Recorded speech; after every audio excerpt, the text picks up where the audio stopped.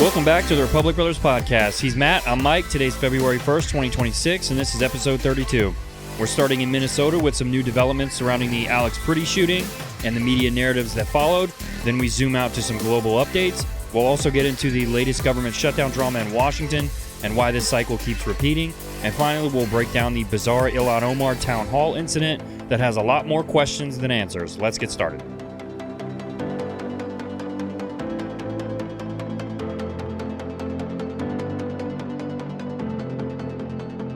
Okay, Matt, let's start with our update segment. As usual, we haven't touched too much on the Alex Pretti shooting since there hasn't been a ton of information on it yet. Obviously, we've all seen the video, but there's still a bunch of theories that are circling around. We've heard that the officer who disarmed him may have had an accidental discharge. We've also heard that the officer who shot him may not have known that Pretti had been disarmed. There's an open investigation, and we will do the logical thing here and wait for all the details. That aside, we can't pretend that Pretti didn't put himself in that situation. He could have prevented this. All he had to do was stay at home, or at the very least, not get involved in what those federal agents were doing. Now, for anyone who thinks he was just protecting the other woman, she was at fault too. She did the exact same thing he did. You want to protest? That's fine. But do it from the sidewalk and not the middle of the street. Then we find out that he had a run-in with law enforcement like a week before that, where he spit at the officers and kicked out a taillight before getting into an altercation with them. There's also reports he has quit his job just a few months ago, and that he was part of that network of people who are messaging back and forth, giving up in locations of these ICE vehicles. I've said this before, and I'll say it again. After the way the left reacted to Charlie Kirk's shooting, I do not care one bit about Renee Good or Alex Pretti. I'm not going to sit here and say I think he had it coming or he was asking for it. His actions resulted in devastating consequences, but he probably didn't think of that outcome as a possibility. You cannot sit here and say it was impossible for this outcome to happen. People seem to forget human psychology, which means when someone is a potential threat to your life, and you just happen to have a weapon, you might use it.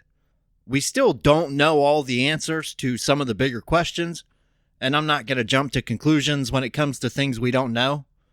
But what we do know is what you said. If he did not get involved, he would be alive. If he had protested in front of the state capitol or gone to Washington and protested outside Congress, he would still be here with us. I don't want to see anybody die early, especially when it was avoidable. And this was avoidable. It is the same with Renee Good. This is just my opinion, but I think the vast majority of people have lost the ability to do a risk assessment of normal things in life. COVID sent so many people into shelter without ever asking why they did it or whether it was worth it. We now know the devastating consequences of those lockdowns, and it was not worth it. COVID really seems to have thrown people's risk assessment off. We're all hiding away, but then the summer of love happened and COVID was suddenly no longer a worry and we could all go protest next to each other. COVID only cared if you were protesting the wrong thing. It was all crap, and I don't think most people have adjusted their thinking since then. The biggest problem I have with this story is the doctored photos the media is running with. The mainstream media took his photo and had it AI generated and ran with that. They made him look better and more attractive than he was to try and make him look like a more truthful and normal person. The left-leaning media couldn't be bothered to report the story truthfully, but they also had to manipulate images to help their cause. It is shameful, and we have said that before, but these are people with no shame who can't admit when they're wrong, even when they get caught. Yeah, I think it's pretty ridiculous that they had to doctor up his photo. That is proof in and of itself that the media will lie to you about anything and everything. Why not just post his regular picture? Most of the mainstream media is the liberal mouthpiece for Democrats. We've seen it time and time again. The truth doesn't matter. The narrative does. Yeah. I saw a post from somebody saying, oh, I guess he just wasn't good looking enough for left-wing media or anybody on the left. They had to make him look more attractive. It helps their cause if he's more attractive and more of a normal person. Yeah. But normal he was not, or he wouldn't have been on the street with all those people. I also want to touch on those church protesters that we mentioned a few episodes back. Reports came out Friday that Don Lemon was arrested by federal agents for his role in that church. He told them to come after him, and he got exactly what he asked for. I wouldn't imagine that he's going to see any jail time, probably just a slap on the wrist, but I am glad that he's going to be somewhat held accountable. It's funny to me that there are people out there who still think he is a journalist. I hate to break it to him, but that ship sailed long before he left CNN. He was rightfully arrested. You do have a right to protest, but you need permits to do so, and you cannot do it on private property without permission. Storming into a church during service doesn't scream to me as getting permission. And I just keep thinking back to what you said in the last few episodes. If we did this in a mosque, the left would be grabbing their pitchforks to protest. From where I sit, it seems like the left has made a big habit of accusing Republicans of everything they are doing, then claiming they are not doing that. We saw a prime example of this with schools. The left said there was no DEI or no trans stuff in schools being taught. When the right said, great, let's ban it, the left lost their minds and said no. Turns out it was in schools, and they wanted everyone to look the other way. Now, on another front that we haven't talked about in a little while, so we wanted to touch on it, Russia and Ukraine. Like I said, it's been a little while since we got up to speed on this. So, Matt, give us the latest update on Russia and Ukraine and the war going on over there. Yeah, we haven't talked about it for a while, so let's do it now and stay up to date. Russia continues to strike civilian targets during this war, which underlines the differences in thinking between the West and Russia.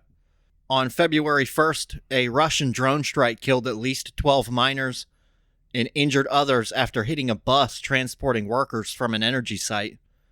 We have said this before, and it is still true. Russia is trying to pummel the Ukrainian people into submission. They target infrastructure in the winter to use the weather and the colder temperatures to do it, and in the summer they go after agriculture with the hopes of starving them into submission. Russia has continued to claim, including very recently, that they will achieve victory soon despite no breakthroughs on the battlefield. The US, Ukraine, and Russia will meet in Abu Dhabi this week to try and find an agreement, but do not expect any agreement to come from this. This is one of my biggest criticisms of Trump. Russia will not move on the key parts of the negotiations, despite the fact they simply can't do it on the battlefield.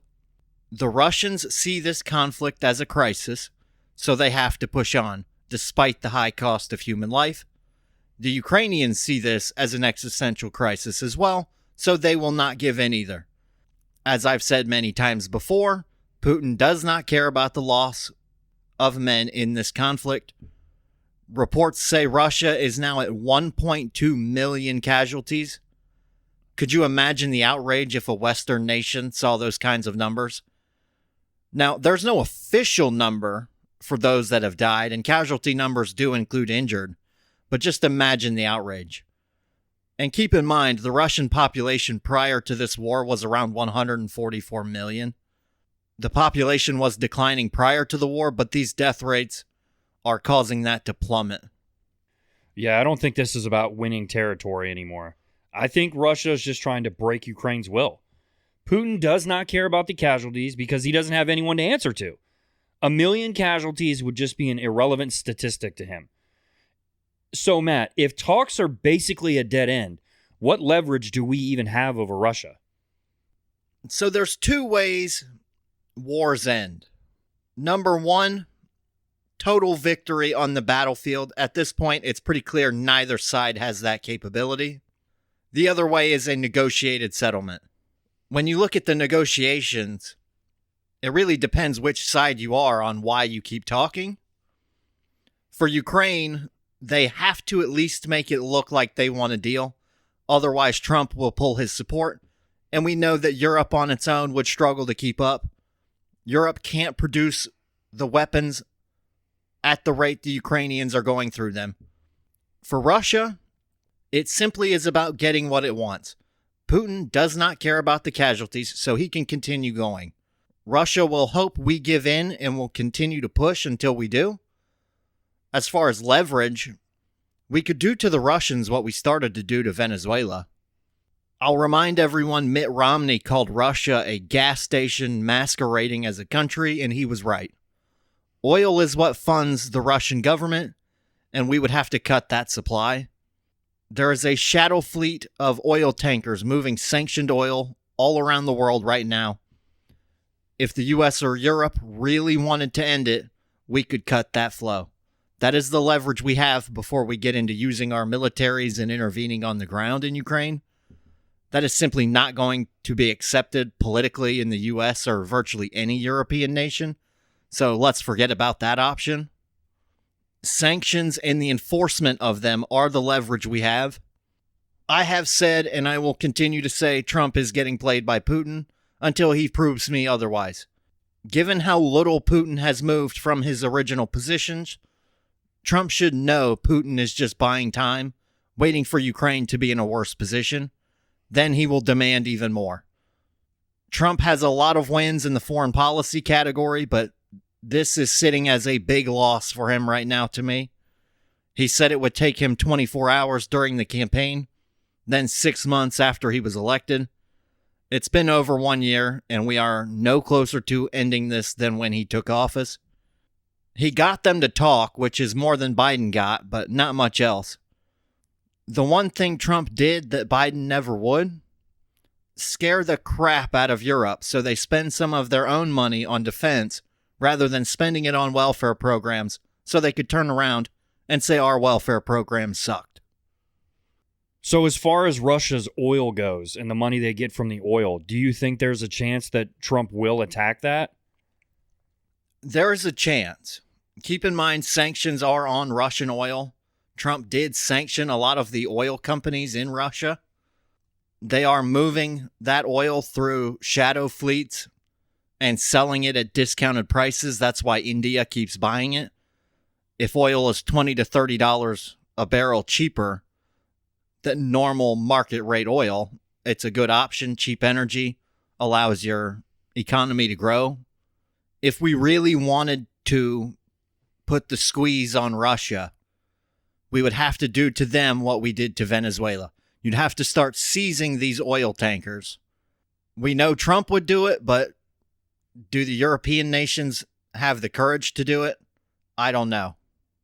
Well, there certainly is a lot of interesting stuff happening in Russia. At some point, this is going to get old for both sides, I would hope, but you never know. Moving on from that, let's move into Iran and our latest on what's happening in Iran. There have been many things going on around Iran, so let's get into it.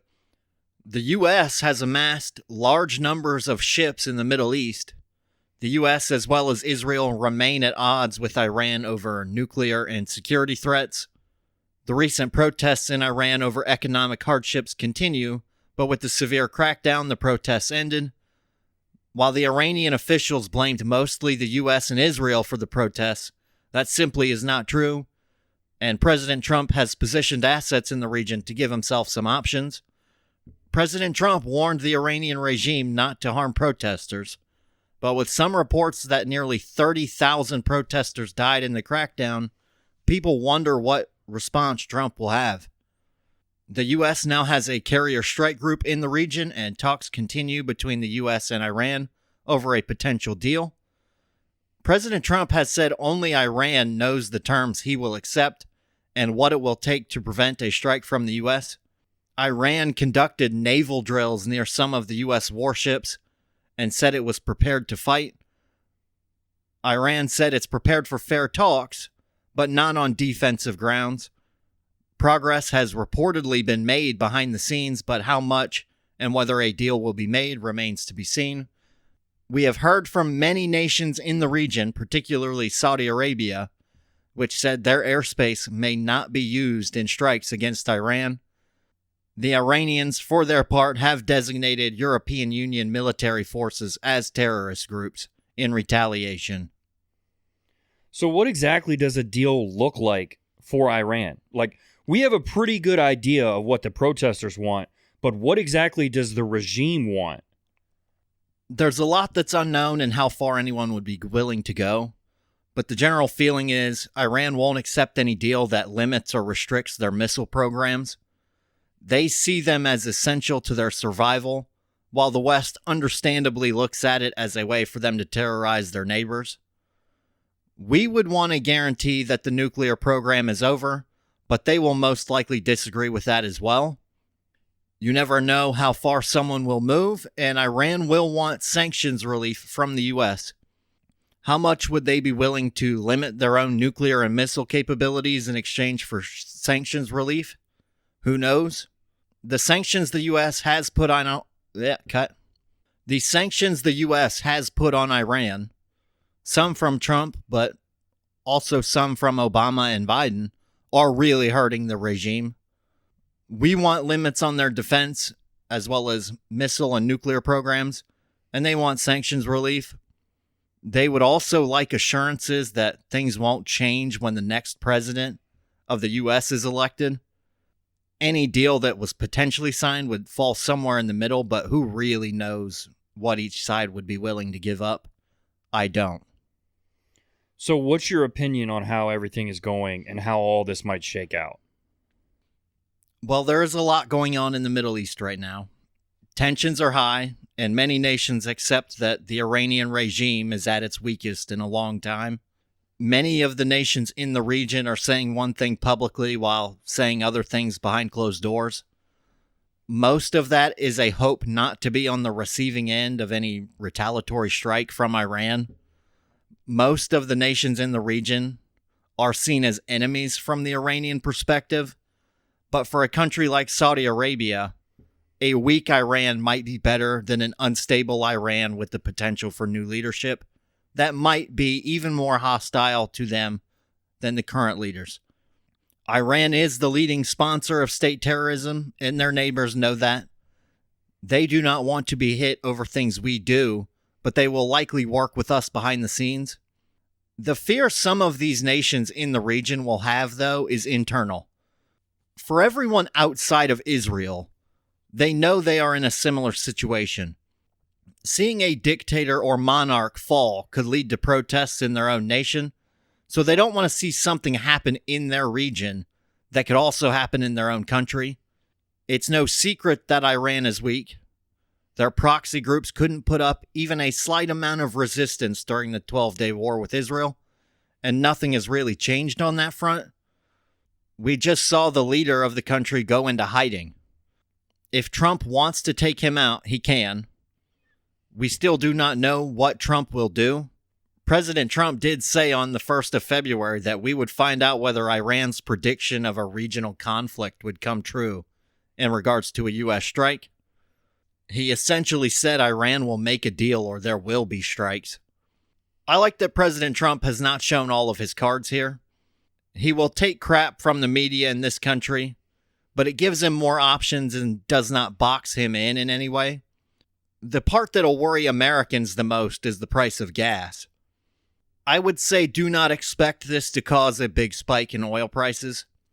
The market will price in some of the risk, but overall there's not much to worry about for the average American who does not feel conflicts in other parts of the world. OPEC Plus has increased production, and Trump has removed some of the regulation from American companies, which allows them to increase production as well. You add in the potential oil we could get from Venezuela in the near future, and there's not a lot of things to worry about on this side of the Atlantic. Yeah, I agree with you, and I think the key word that you said is weak. The Gulf states might posture publicly, but privately they do not want Iran to be rescued and keep that regime alive. A weak Iran that knows it can't push back is good. An emboldened one with cash is not. As for the gas prices, it shouldn't be a big deal. As you mentioned, there's plenty of reasons that the gas prices should stay down. And for everyone wondering why we have the military we do, this is why. So we can fight the conflicts over there and it not affect Americans in their day-to-day lives as much. Well, let's bring things home here a little bit, shall we? We saw it coming, but hopefully this one will be over quickly. We are now into a partial U.S. government shutdown after federal funding lapsed at midnight on January 31st. Congress failed to pass all of the required appropriations bills before the funding deadline, leaving parts of the government unfunded, while other parts continue operating under previously approved budgets. So let's talk about why this happened. The House and Senate couldn't agree on a full funding package. Lawmakers had reached a deal in the Senate to fund most agencies through the end of the fiscal year and extend Homeland Security funding for 2 weeks, but the House didn't take it up before the deadline. The main sticking point is debate over the Department of Homeland Security funding and immigration enforcement policies. Democrats obviously want reforms to immigration and customs enforcement after all of the public outrage. Only non-essential parts of the government are affected right now. Agencies without current funding have paused normal operations, and many federal employees are either furloughed or working without pay. Some critical services like core military functions and emergency response continue. House Speaker Mike Johnson has said that he's confident the shutdown will be resolved by Tuesday once the members return and votes can be held. If that happens, most funding will be restored and negotiators will continue talks on the DHS funding issues. This is the second shutdown in a relatively short period amid these ongoing budget battles in Washington. I am already sick and tired of these shutdown hostage games. We have got to figure out a way to keep this from happening in the future. I know I'm not alone when I say it's BS that these government officials continue to get their paychecks while actual important people are supposed to work with no pay. There needs to be real consequences. If it was up to me, no budget, no pay for these lawmakers. On top of that, if they can't come to a deal, funding should continue at the current level so that no one has to work without pay. These shutdowns are not accidents. They're tools. Take away the leverage and force Congress to fight their battles without punishing the rest of us.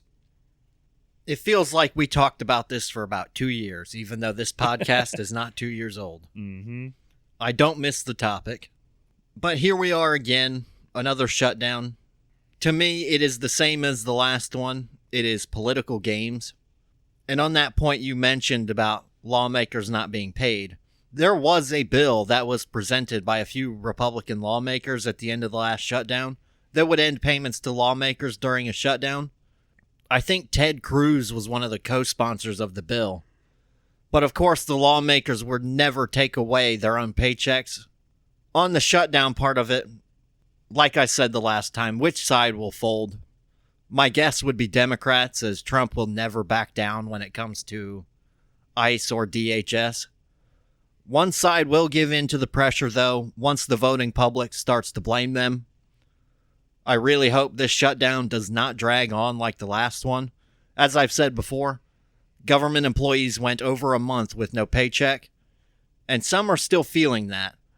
If they have to go long with no checks again, it will be worse. A 2025 bank rate report found that only 41% of American adults could cover a $1,000 emergency expense without borrowing money. Think about that for a second. Less than half of Americans could afford a $1,000 emergency. That is shocking. Yeah, we will record again on Wednesday, and hopefully the government shutdown will be over by then. I want to circle back to Minnesota, though, for a second. We could have put this topic in with the Minnesota updates, but I felt like this deserved its own spot. Ilhan Omar's maybe fake, maybe not apple cider vinegar attack. We've all seen it. I'm sure everyone's heard the story by now. Ilhan Omar was at a town hall. All of a sudden, a guy jumps out of his chair with a syringe of liquid and squirts her with it. He's tackled and arrested. Omar then finishes her speech. Now, there's a bunch of theories floating around, the most obvious one being that the whole thing was staged. She appears to give him a head nod right before it happens. Then, of course, the media paints him as a MAGA supporter, and she certainly was not acting like someone who just got squirted with an unknown substance. She just continued on like she knew it was coming. And for it to end up being apple cider vinegar, come on. People drink that stuff every day. Why would you squirt that on someone thinking that it was going to do anything? And the guy was 3 feet away from her. He squirted it right into her stomach, exactly where he was aiming. I'm not saying I 100% believe that this was staged, but it would not surprise me one bit. If there's anything we've learned the last few months, it's that she's willing to cover up fraud, and staging a fake attack on herself to take some heat off would fit right into her perceived personality. It's funny to me. This story broke right as we were setting up for the last episode. I said some of what you just said when this story broke. It did not make sense. The left has made it a point to point out his criminal history, but people who do not have a history of violent crimes do not usually break when they're in their 50s. It's not impossible, but without something to push them over the edge, it rarely happens. The bizarre part to me is also the method. You choose to spray something on someone, and you choose to use apple cider vinegar, which you rightly just said people drink and cook with. And after you choose apple cider vinegar, which is not very lethal, you decide a syringe is going to be the delivery method. I said to Mike the last time we were together, if I ever prank you by spraying you with apple cider vinegar, it won't be coming from a syringe. It will be coming from a 5-gallon bucket. And I agree with you. If someone I don't know sprayed me with something and I did not quickly know what it was, I would go seek medical attention in case it was bad. This did happen right after she made eye contact with the person who sprayed her, and she just continued on. I get her point that she doesn't want them to silence her, but if that were true, would you not question how much your life was in danger by what just happened? The best way to get your message out is to be alive and continue speaking. There is an argument that passing and potentially becoming a martyr might help your cause, but you really don't know. There's just so much that doesn't make sense here to me. We might find out more, but who knows? It's Minnesota, so they might try to bury this story if it's fake. It's funny, too. You said that they were bringing up his history, like his crimes and stuff like that. I thought we weren't allowed to do that because they told us that we were evil when we tried to tell everybody about George Floyd's past. Didn't I say earlier that the left likes to accuse the right of everything they're doing? Imagine that. We stumbled into it. All right, well, let us get to the end of the show. As always, it is time for our blind ranking segment. Same as last episode, only this time, Matt has been elected as the President of the United States, and he is offering me any job I want. I'll rank the positions based on which one I want. Once I lock it in, I can't change it. Matt, fire away.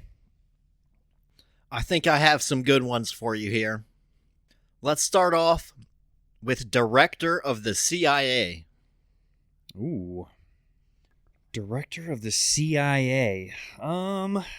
That's a tough one because I don't know what else is coming, but I feel like that would be a good job. I'm going to split the middle. I'm going to put that at 3. 3? I kind of thought that is where you'd go with it.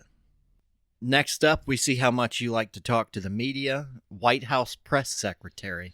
You can be the next Caroline Leavitt. I don't know about that one. Your boss would not make you be politically correct. Yeah. F-bombs will be allowed at the White House press podium.